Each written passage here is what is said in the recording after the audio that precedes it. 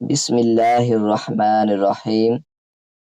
جس نے یہ ٹوٹکے سنے اس کی دنیا بدل گئی۔ گرم دودھ یا کافی کے فوراً بعد پانی پینے سے کھانسی لگ جاتی ہے۔ زکام کے خاتمے کے لیے تھوڑی سی چینی دہتے ہوئے کوئلوں میں ڈال کر اس کا دھواں سونگھیں۔ صبح سورج نکلنے سے پہلے ایک چٹکی کچے چاول پھانک لینے سے جگر مضبوط ہوتا ہے۔ بعض اوقات گوشت جلدی نہیں پکتا، اس کے لیے اس میں لہسن کے درمیان والی 1 سے 2 ڈنڈیاں ڈال دیں، گوشت آسانی سے پک جائے گا۔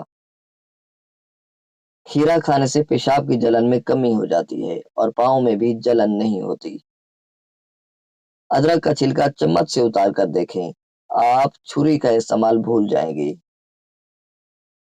کوئی بھی دال پکاتے وقت اس میں مسالہ شامل کرنے سے پہلے اگر تھوڑی سی ہلدی اور گھی کا استعمال کیا جائے اور کچھ دیر پکا لیا جائے تو بالکل منفرد ذائقہ دار بنتی ہے۔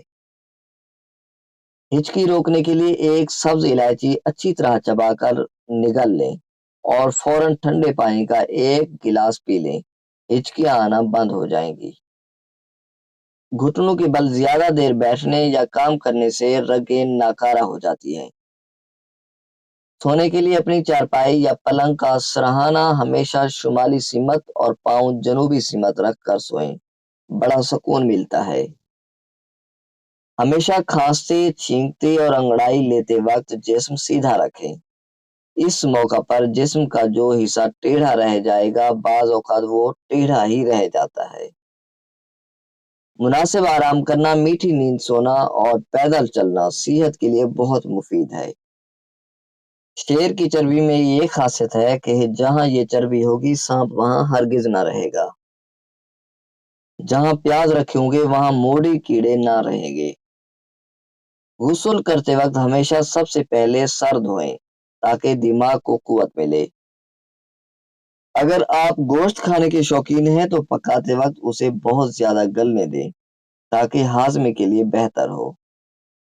اونچی ایڑی کے جوتے پہننے والی خواتین اکثر اوقات بدہضمی، سر درد، دانتوں کی بیماری اور بے خوابی کا شکار بنی رہتی ہیں۔